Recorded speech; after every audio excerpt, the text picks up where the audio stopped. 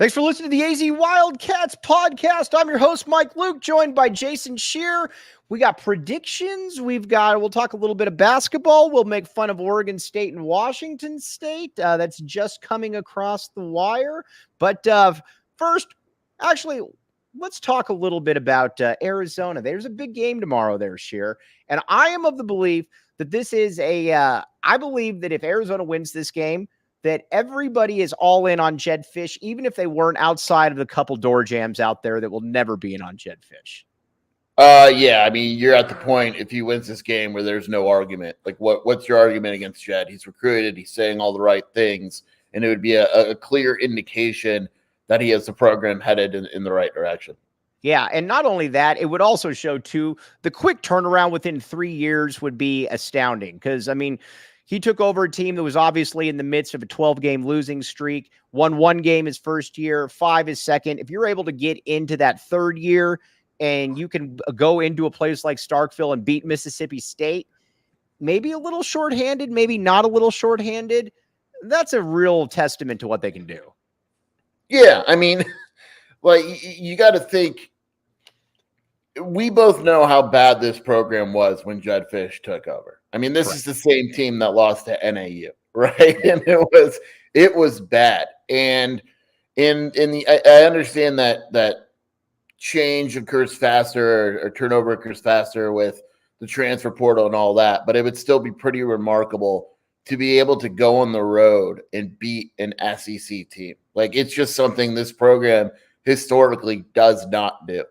Right. It historically doesn't do it, and they generally lay an egg on top of that as well. Now, I was looking at the game notes right here. Very interesting. So, Raymond Polito is listed as a starter. Should I be excited about this?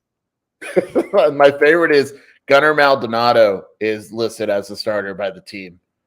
He's obviously not starting. He's literally not allowed. Our good friend is struggling a little bit with these, but that's neither here nor there. But I was cracking up, though. I do not expect Raymond Polito to start. No, I don't. I would actually be surprised if he even travels, to be honest. I think he hopefully is ready for UTEP. All right, now let's talk a little bit about then the backup, Sam Lange. You need to have against Mississippi State. You got to have those big guys up front. I'm totally fine with Jordan Morgan. Totally fine with Big Jonas Savanea. Obviously, Wendell Moe, Josh Baker, all of them totally cool with. Sam Lange is a little banged up at that guard position. We need Sam Lange to be able to play in this game. Otherwise, it's our guy, Leif Magnuson. No, I think we're going to see something different, Mike. I'm letting you in on it. I think that right now, the leader in the clubhouse is moving Jonah back over to guard and starting Joe Bourgeon at tackle. I don't love that. I'm just saying right now, I think that's the leader in the clubhouse. It may not happen, if Sam Lange is healthy and all that. I think they probably go that direction. He was banged up at the end of the game. I don't think he's practiced. I know he's practiced this week, but I don't think he's participated in each one. Jed said it. It makes sense, I guess, but that's a lot of pressure on Bourgeon. That's a lot of pressure on Bourgeon, especially at tackle. I don't like that. Again, Jedd Fisch, he's the coach. I'm talking about him, but I don't like that one at all, to be honest with you. I think I've got 2 bookend tackles that are both good, I'm going on the road. I'll worry about the interior at a different stage. I know that sounds stupid, but I don't know. I don't love Joe Bourgeon and tackle in that position. The way that Carroll does it is basically he cross-chains all the linemen, and this would be him picking his best lineman. Right. And so he would feel that outside of the starters, the next best lineman is Joe Bourgeon. Let's get him in the lineup. He can't play guard, so let's move things around. And now we have our 5 best offensive linemen on the field. I get it, but I think just at the tackle, that's such a premium position right there. We talked about this yesterday too. You got to be able to keep JDL upright. You keep JDL upright. It's just up to him then to be able to make plays. I do want to see him run though a little bit in this game. I think it's going to be important for him when that first down's there to be able to take it instead of saying, "Nah, I'm good. I'm going to chuck it deep."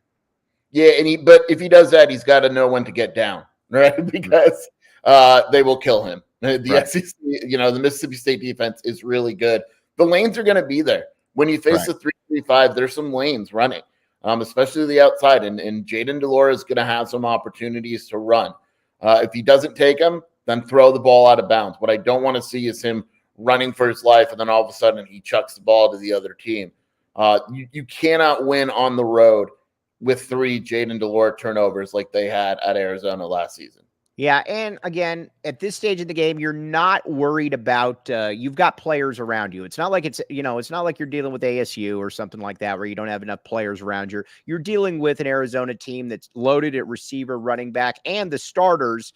There's not a ton of depth, but the starters are good. You don't need to do too much right there, Scheer. Yeah, I mean, he has a situation where, like, even like I remember there's nothing wrong with the check down, right? Like, in college football, the check down can get you quite a bit of yards. Like, you have the weapons to get the ball in your best players' hands, your playmakers' hands, and let them go to work. You don't have to win this game all on your own. I like Jayden. He's not good enough to win this game all on his own. He needs the help of the guys around him. All right, we're going to make fun of, we're going to get back to Arizona, obviously, but we're going to make fun of Oregon State and Washington State here in a second. But first, DraftKings. All right, life's more fun when you're in on the action. Download the DraftKings Sportsbook app now and use code PHNX. New customers can score $200 in bonus bets instantly when they bet just $5 on college football, only on DraftKings Sportsbook app with code PHNX. Again, the crown is yours. 21 and up, Arizona only. Gambling problem, call 1-800-NEXT-STEP. Bonus bets expire 7 days after issuance. Eligibility and deposit restrictions apply. Terms at sportsbook.draftkings.com/football terms. All right, Scheer, this is your chance, by the way. Do you want to hop on the DraftKings Sportsbook app and back the A to win this game? You want to do it? I can tell you want to do it. I don't bet on Arizona, Michael. Okay, Troy. No, I said that I think Arizona covers. I'm not doing the outright thing. I would be really surprised. It's a big win. Like, it's literally like Arizona doesn't win games like this in the history of the program. It does not happen. I think the last Power 5 that Arizona beat at a conference was like 20 years ago, literally. But I'll pick Arizona to cover. All right. Well, again, you're up. Now, would you say that if Arizona beats Mississippi State, that would be a bigger win than the home revenge game against NAU? Ooh, I think so, yes. Just saying. I think All right. Now, let's get back. We're going to get back to a lot of Arizona football right here, but we need to make fun of Oregon State and Washington State for a few minutes here. They are now suing the Pac-12. I do not have this in front of me. Tell me what's going on right here, Scheer, because this just must have broke. The move kind of makes sense. So what they're doing is they're basically Kliavkoff scheduled a meeting for next week in which they would decide what would happen with the assets and everything with the Pac-12. And Oregon State and Washington State have filed a lawsuit and a restraining order that basically says these schools are out of the conference. They are left, or they have left. We are the board now. Like, we decide what happens with the assets. They should get no say based on the bylaws. So the hearing is on Monday. We're going to find out real quick. Basically, they're trying to say that they own all the assets, the tournament money, and everything that the Pac-12 makes this year. It should only go to Oregon State and Washington State. Well, I don't really understand why they have standing on that, because there's still other teams in the conference. These teams haven't left yet. The bylaws say you basically they're going by the bylaws, and Kliavkoff is trying to find a hole in them. It's interesting. I'm only excited for the discovery process. I hope all the emails about teams leaving and Kliavkoff's stupidity and all that is made public. That'd be funny to me. That would be fantastic. And on top of that, too, it'd be very interesting to see what comes out about all the schools being united, unity statements, what really comes out. The discovery process and all of this would be fantastic. Yeah, that's what I'm excited about. And like how much did Georgia actually know, right? Mm-hmm. Like, are we going to find out? Right. So that's really the only interest. And to clarify, it is absolutely not against any of the other schools in the conference. directly. Like they're trying to keep the money from them, but they're not suing any of the other schools. Well, but it also is a little ironic, though, that the ones that were feeding all the misinformation, the Oregon States and Washington States of the world, are the ones that are without a conference and are now suing the conference right here after saying everything was fine and dandy. I do find that interesting. Yeah, it sounds like George tried to pull a fast one. Like he didn't respond to an email for a week asking them to clarify the board and all that. Right.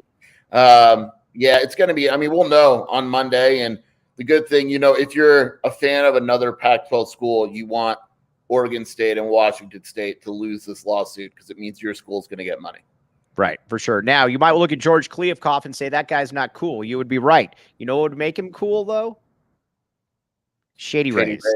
Yep, I beat you to it right there. Exclusively for our listeners, Shady Rays is giving out the best deal of the season. Go to shadyrays.com and use code PHNX for 50% off 2 pairs of polarized sunglasses. Try for yourself the shades rated 5 stars by over 250,000 people. All right. Always fun to make fun of Oregon State to a certain degree. Let's see here. Brad Rich says, are you actively tweeting or Xing while on the podcast? Yeah, I'm telling people to get in here. Keck.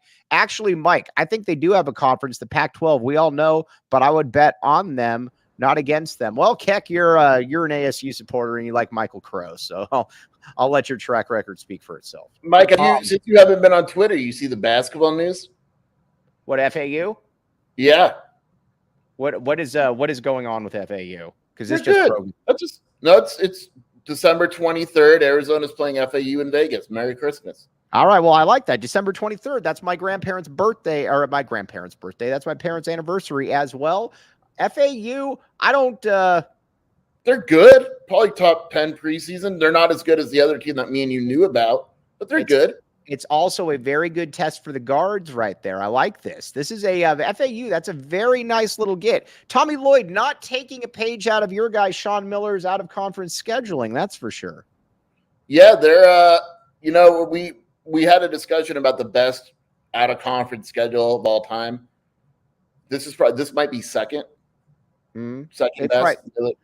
So, let me ask you this. How many of these games are actually being played? Jacob Franklin, if we could pull up the schedule right here, then we could maybe go back to, we could add FAU to this one as well. But the one thing I will say is, how many of these games, and I'm asking you to be honest right here, how many of these games would be scheduled if Sean Miller was the coach? I think there's a chance that the neutral site ones that are in the West would be like he wouldn't have gone to Purdue. There's no way. Vegas against FAU, I could see. Duke, there's no way. Like the ones in like Palm Springs and Phoenix and Tucson, I could see. Also, did you know that's in Indianapolis, Indiana? A lot of people don't know that right there. It's a new place. Yeah, it's very new. It's a brand new. It's a brand new city. Yeah, by the way, Steve Kerr is a better coach than Bill Belichick. I don't care. I put this tweet out there, and I am right. He is these people that are voting against him are wrong. The reason Steve Kerr is better is that Steve Kerr has won with when people thought the window was closed. Belichick sucks without Brady. There's my case. What say you? Well, you hate Bill Belichick. You think he's terrible.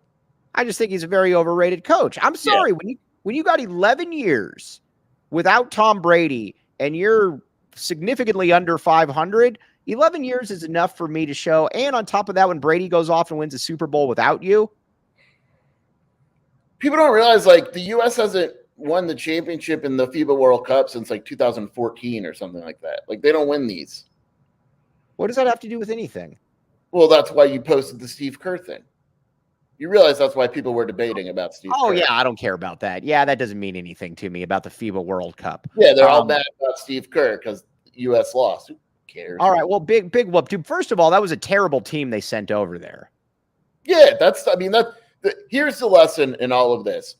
The other countries are sending their best teams. The U.S. is not. The U.S.'s C team can't beat other countries' A team.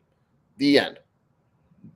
It's that way. It's not the same way anymore right now. This will be a fun topic to get into a little bit later. I don't care what people say. I am right on this one. Now, offensively, then, I think this is going to be the game where I feel that somebody's going to have to take the offense on its back, and I think T-Mac could be that dude. Now, again, T-Mac, and you mentioned this in a previous show, T-Mac's in an interesting case because he's a 5-star that people have forgotten about, and he was a freshman All-American. I do kind of think that this might be the game that T-Mac reintroduces himself to the world. Yeah, I do too. Good. To me, T-Mac is a difficult matchup for the Mississippi State corners. Emmanuel Forbes is gone. He was a stud, really a dynamic corner. He's gone. If you're looking at a weakness on this defense, it's the Mississippi State secondary. That doesn't mean it's bad. That just means it's the weakest part of their defense. T-Mac, national stage, SEC team, a guy that didn't even make the Biletnikoff watch list. Right. This is a big game for him, and I have a feeling he's going to put forth a very nice effort. I also don't understand, though, why. Is it just strictly because he's at Arizona? For the Biletnikoff thing? Yeah, just in general, why people aren't. No, because there's other small schools. I don't know what it is. I have no idea. I'll be honest. Yeah. All right. Well, either way, that T-Mac is my secret to this win, secret to a victory right there. Jason Scheer agrees with me on this one. The receiver, I also believe that Tanner McLaughlin and Kean Burnett are going to be very instrumental in this. I think the tight end's going to get a lot of action. So Mississippi State's linebackers, the numbers they put up are insane. Like one of them had 115 tackles, the other had 113. They rack them up. The one thing they're not that good at is pass coverage, and I think Arizona's going to test that. I think Cowing's going to really test that in the slot, and then if they can get a one-on-one matchup with McLaughlin versus either of them, Arizona's probably going to win that matchup. I still am of the belief, I could be wrong, that there is a reason why the tight ends were a complete non-factor against NAU. I think that was 100% by design. You think that Jed's playing? You think Jed's playing a little bit of chess right here, don't you? Yeah, and I know without getting into details, like there are a bunch. That's called a humble brag. Well, but you know it too. Like when we watch practice, there were a lot of offensive plays that we saw that were new or had some kind of wrinkle from last season. And Arizona didn't run one of them against the Well, they might have ran that screen pass. That was a nice play. But other than that, I mean, I'd assume they're going to empty it out this weekend. Bear Down Cats 96 says, do you think they run the option? No. Calm down. Everybody calm down. Do you think they run the option? The read option, maybe, like the one play. Yeah, but I even then I don't feel great about that one. Now, I also think too that this is going to be an interesting game. I think Michael Wiley is going to have a big game. I don't necessarily need a ton of yards rushing from Michael Wiley, although that would be very, very nice. But I think he's going to have to do a lot out of the backfield. I don't know that this is a game where you're going to see a lot of switching back and forth from running backs. I think Michael Wiley is going to get the majority of these carries.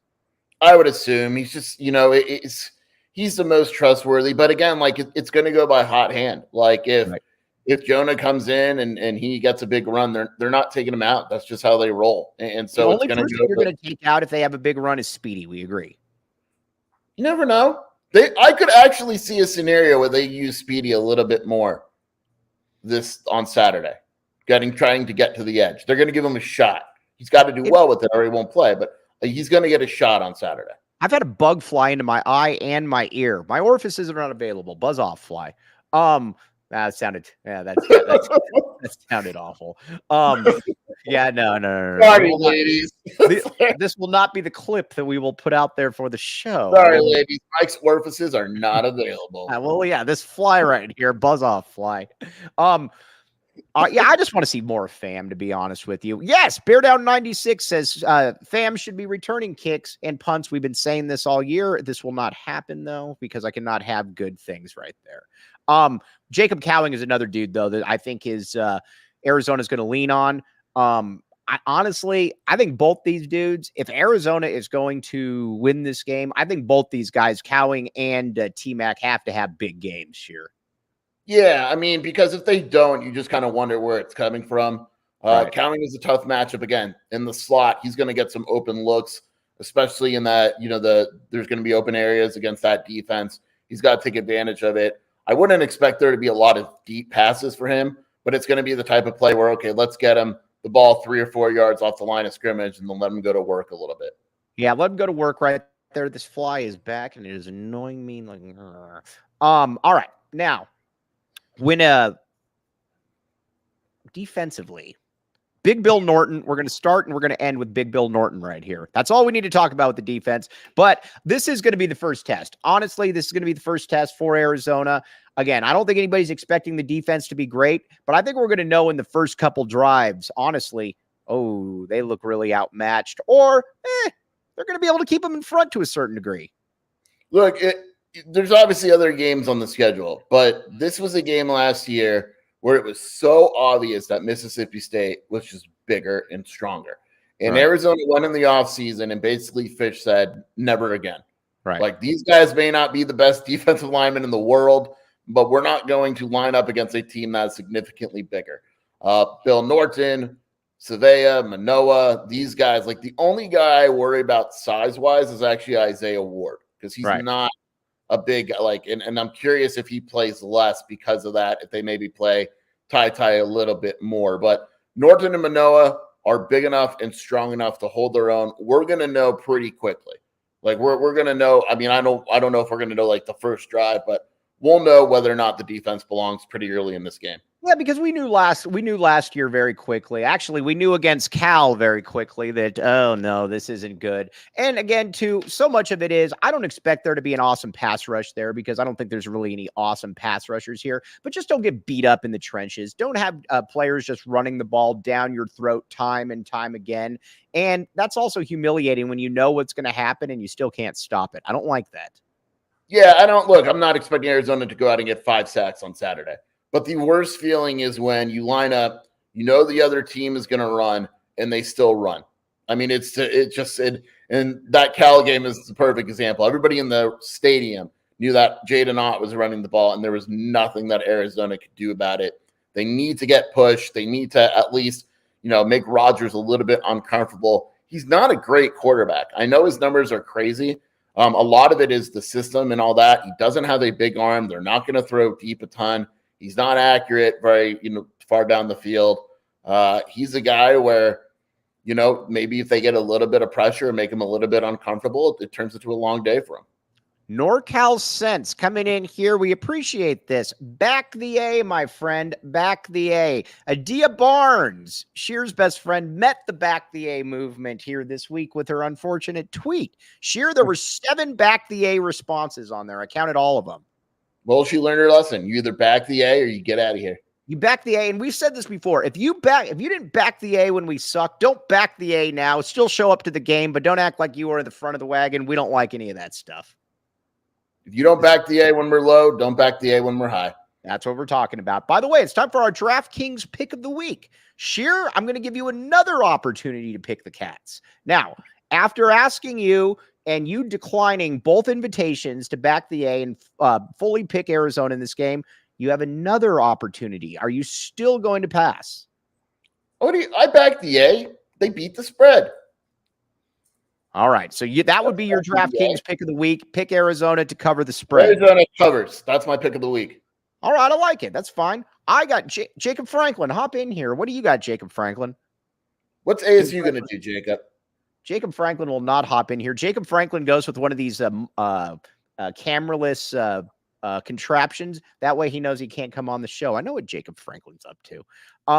Ephesians Prysock. That's the other one right here. I think he is a massive key to this game right here. He's Arizona's best corner. He's Arizona's best DB.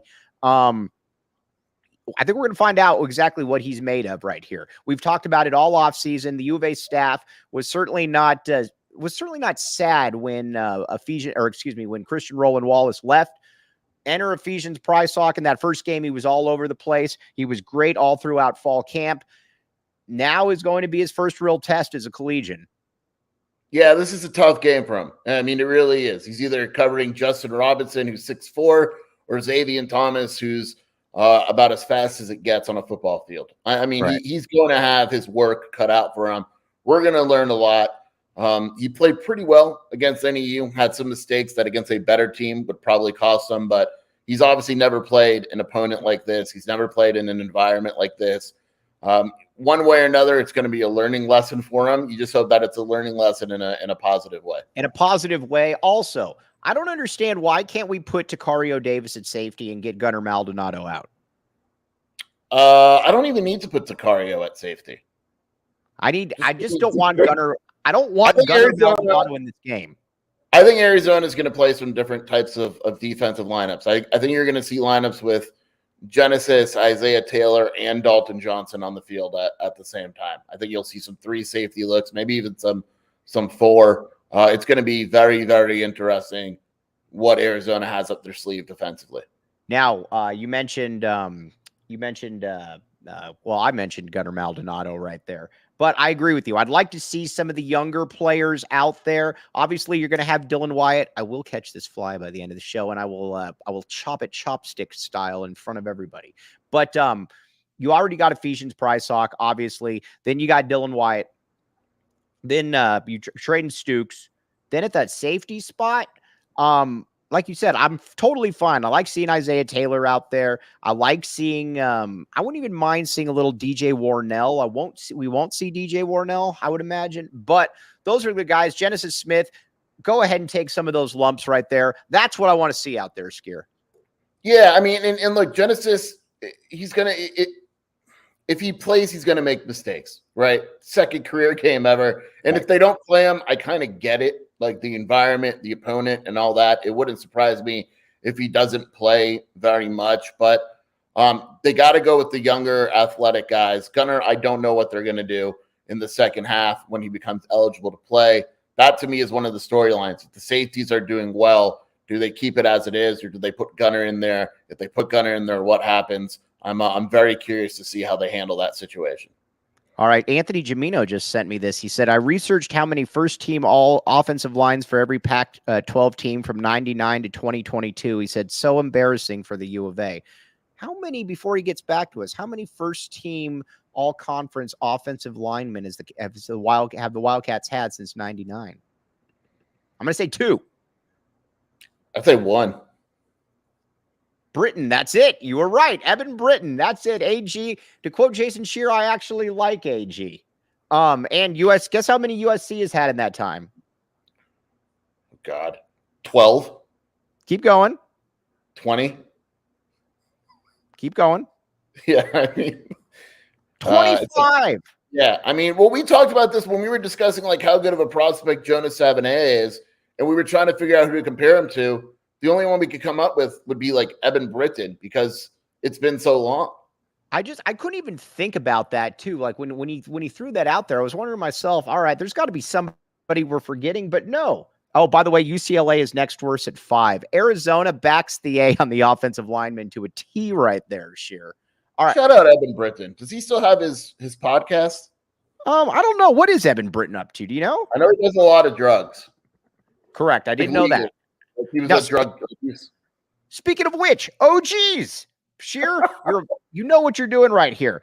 Check out our friends at OGs, brands for yourself, and try one or a few of their many delicious flavors. Check them out across all socials at OGs Brands and online at ogsbrands.com. To find them at a local dispensary near you, you must be 21 years or older to enjoy OGs. Please enjoy responsibly. Maybe you'll see Eben Britton there as well.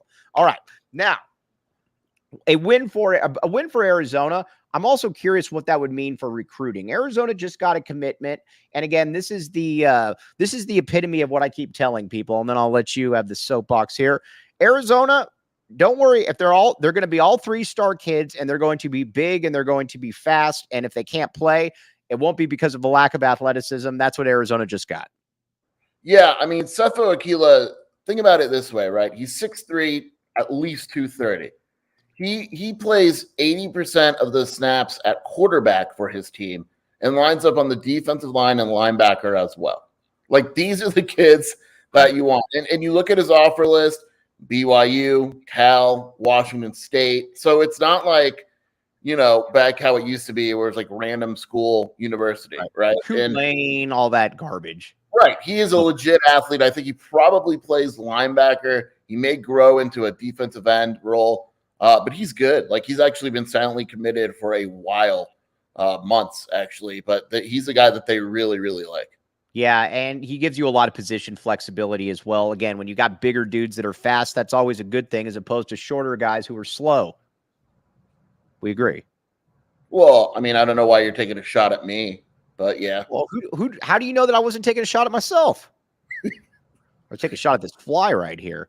Okay, you're listening to a fly, so this fly is everywhere. I've never had something as annoying as this. By the way, I like this right here. Zone in Tucson 93 says we're winning tomorrow. Now, a win for Jed Fish then validates everything. We talked about that a little bit earlier, but at that stage, Arizona's going bowling because you're going to beat UTEP. You're 3-0. All you got to do is go 3-9 the rest of the way. I feel comfortable in saying Arizona can go 3-9. You go bowling in the third year, Dave Hickey going to have to start emptying out the coffers a little bit to pay Jed Fish. Yeah, I mean, it would be a pretty big collapse if Arizona goes and starts the season 3-0 and doesn't make a bowl.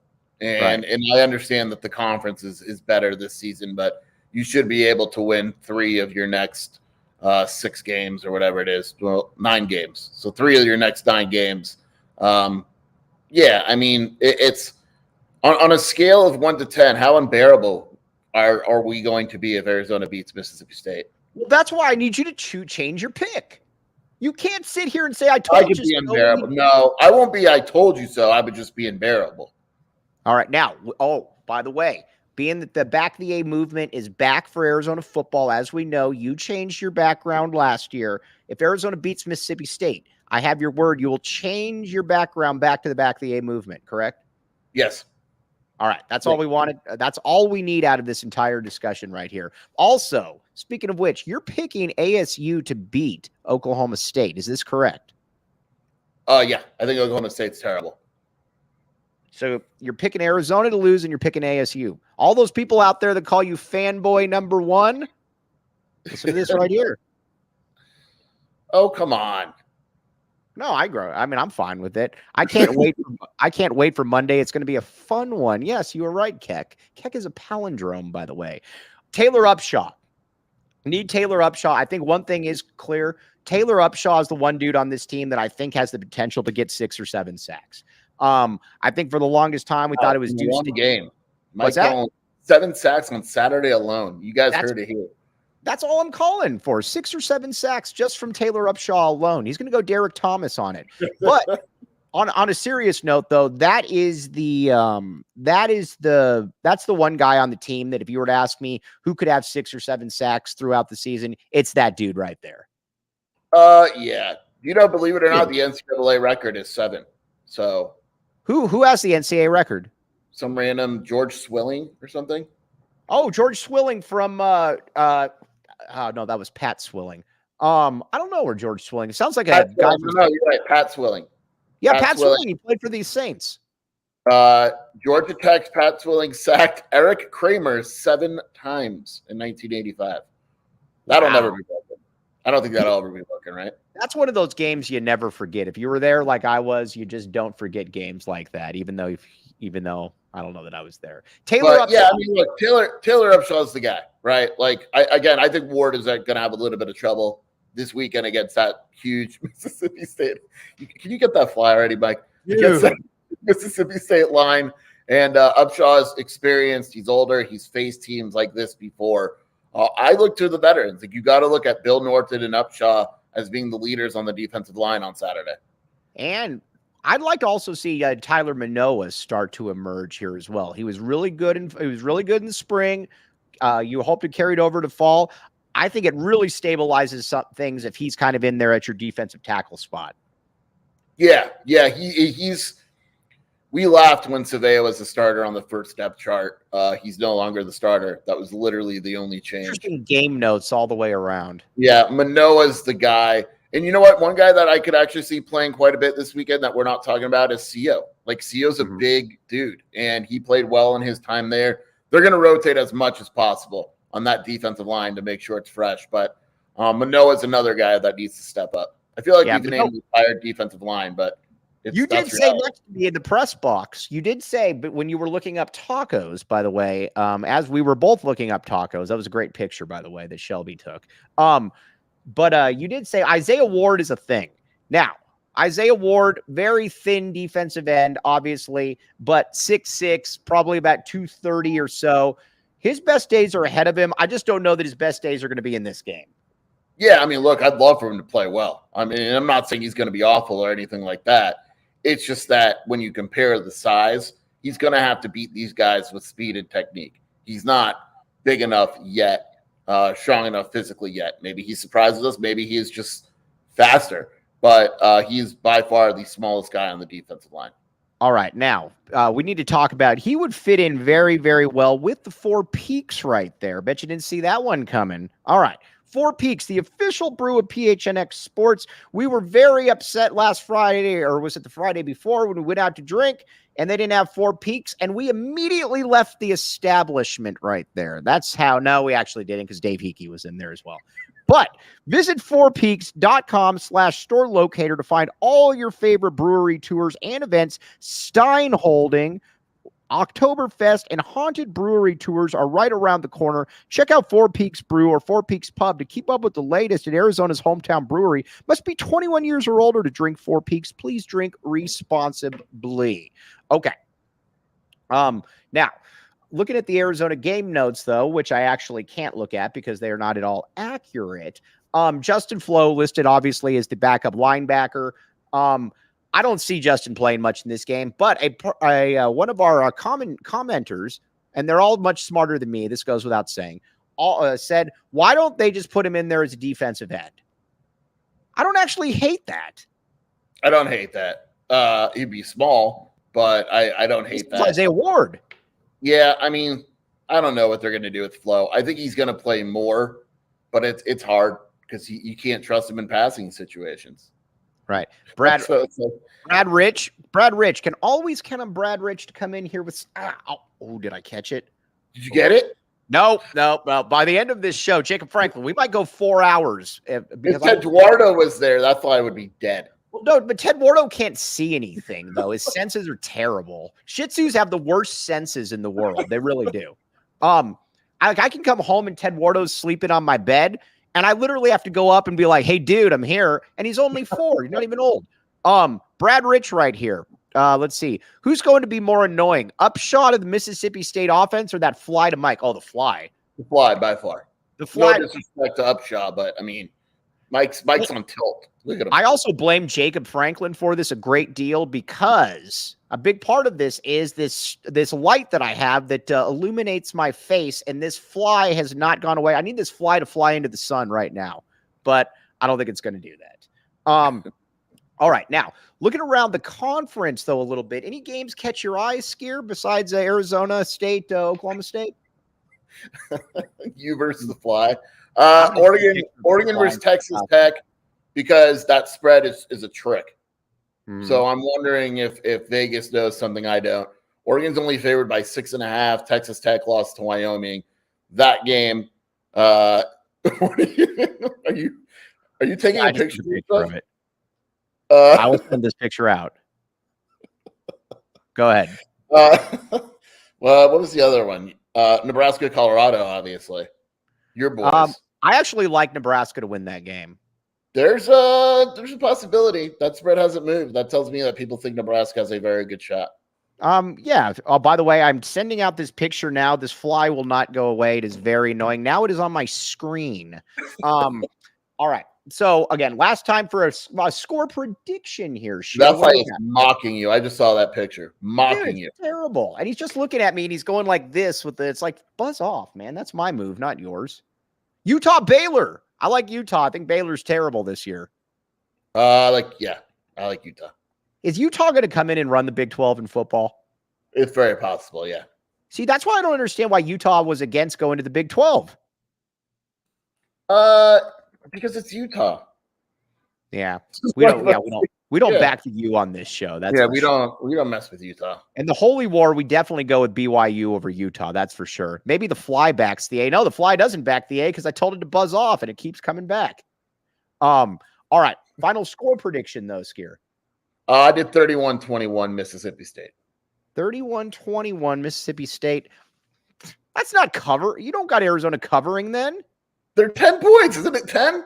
No, it's 9.5. That's not Oh, it covering. moved to 9.5. Did it? I'm checking it this morning. Yeah, make sure you're on right BetMGM. BetMGM, not DraftKings. Or either one, DraftKings or BetMGM. All That's right. the only place. I got my DraftKings out right now, and it is. Damn it! It is. I was right. Yeah. See. Scheer, I'm just showing everyone I have it open. Scheer, you got to go ahead and change it. By the way, BCAT, Mississippi State, -9, Scheer. Come on. No, I got a 9.5. I got it right here. I got the over-under is 60.5. 60.5. That's actually more than I thought. 60.5 right here. By the way, I don't know. I like Arizona. I like Arizona to cover, or not only cover, I like Arizona to win. By the way, listen to this. This is an interesting. Arizona first half spread is only 5.5. Arizona's winning that first half, aren't they? If they win the half, can we Don't they win the game? Yeah, I don't see why not. That's a good one. If Arizona is ahead, by the way, this Bruce Pascoe message is great. If Arizona wins the first half, do they? Oh, I thought I had it. If Arizona wins the first half, do they win the game? I just read the Bruce text. Yeah, we'll talk afterward. But if Arizona wins, if they win the half, whether it's the first half or the second half, I'm claiming that Arizona should have got an SEC invite. We didn't want that SEC invite anyways. All right. We don't want to anyway. I am going 34-31. I am backing the A, and I am backing the over right there. That is the parlay right there, my friends. That's what. And I'll say this to the people at home: this isn't just Mike backing the A fake. He absolutely, realistically believes Arizona's winning this game. And I put it out on Twitter, and you know how those trolls are going to come out if Arizona loses 60-3.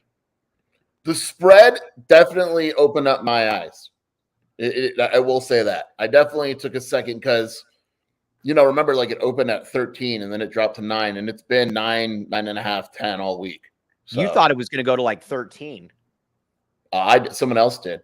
Oh, somebody else who's generally wrong about everything. But either way, I believe he believes. I do. I do believe what I'm saying. I never say anything I don't.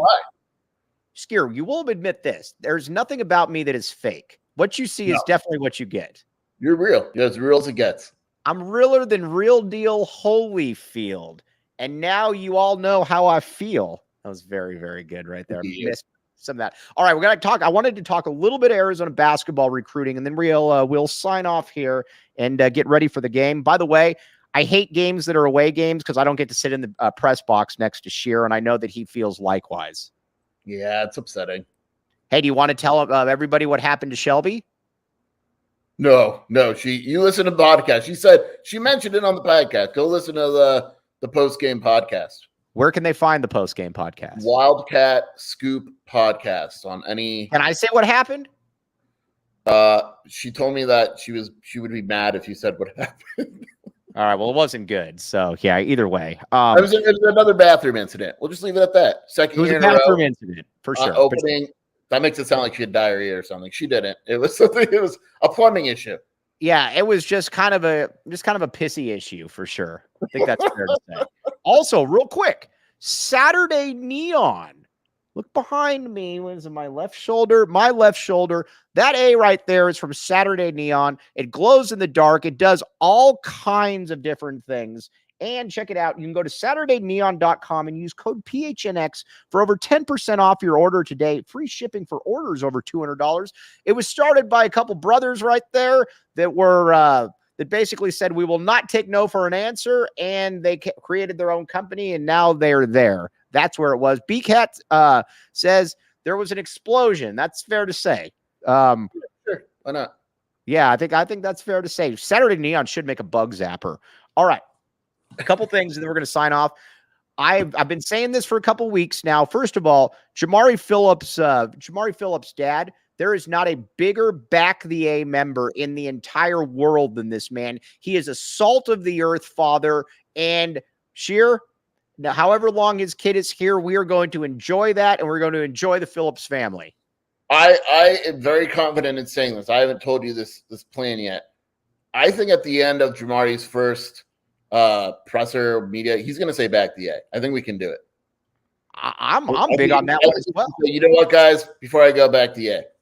Yeah. Because his dad is awesome. Dude, his dad's awesome. Like, his dad's beyond cool. Yeah, no, seriously. Every now and then you find somebody in life that just gets it. Oh, and by the way, his kid is really, really, really good. And I'm starting to believe, why don't we, Jacob Franklin, if you have some of these highlights, maybe we can litter these throughout the screen. But I am starting to believe that Jamari Phillips is going to be a one and done. I don't know if he's going to be a starter or not, but he does feel like somebody that's going to average 11, 12, 13 a game. His offensive bag, as the kids say, is just crazy. Yeah, I've said this before. His game is so unique because I'm not saying he's an NBA player now, but it's a very NBA-ish type offensive game. The way he creates separation, you see there, like the way he creates space. He's deceptively athletic. He's going to score right away in college. I have no doubt about that. Yeah, and it is interesting, too, because I like the UCLA fans of the world that didn't think he was athletic enough. Well, he said, watch this, and now he's become a pretty good athlete. Very, like I said, he's the real deal. He's the goods. Yeah, I mean, you can see the clips. I think even in these 30 seconds, he scored in every possible way. Right. I mean, yeah, and another person, Brad Rich. 2 first names. Brad Rich said, love Carter's family and Jamari's family. Super solid. Big fan of Carter's dad. Carter's dad is the man. Big fan of Deshaun. He's been on the show, as are Jamari Phillips' mother and father. Good people all the way around. All right. One last time, Scheer. What is your final score prediction? Well, now you pissed. It was 31-21, but I said Arizona's going to cover, so I'll go 31-23. 31-23. Interesting. All right. I'm back in the A. I'm going 34-31. Jacob Franklin is actually back in the A as well. Jacob Franklin says that he thinks Arizona's winning 28-7. I don't know that I go that far, but look, Jacob backs the A. What are you going to do? You can't tell someone not to back the A. Yeah, I mean, Jacob, you got to do what you got to do back there. But on that note, for Jason Scheer, go pick up the girls. Have a good day. I'll talk to you soon. Arizona. Oh, Jacob Franklin. This is not Jacob. Hold on. Put the ASU score next to that, Jacob. What do you got for that? Yeah, Jacob. Do as you're told. Now. Yeah, right now. Come on, Jacob Franklin. Hurry up. Come on, we got things to do around here. Chop, chop. Oh, Jacob. Whoa. He thinks that Arizona on the road will give an SEC team a better game than ASU at home against Oklahoma State. This is going to be the show clip that we will be putting out this there. Is big. Franklin. This is big. Jacob Franklin, you did a very good job there, and we were very proud of you. So, again, we got Jacob Franklin back in the A more than Scheer's back in the A. Yeah, when Jacob proved that he backs the A more than me. All right. For Jason Scheer, I am merely Mike Luke. All of you guys are all fantastic. Really appreciate all of you. Even Keck, you're a cool dude. And Jacob behind the scenes, you're doing a good job. Jacob Franklin back in the A as always. We'll be back with you on the post game tomorrow about 7:30. We'll talk with you then. You've been listening to the AZ Wildcats podcast.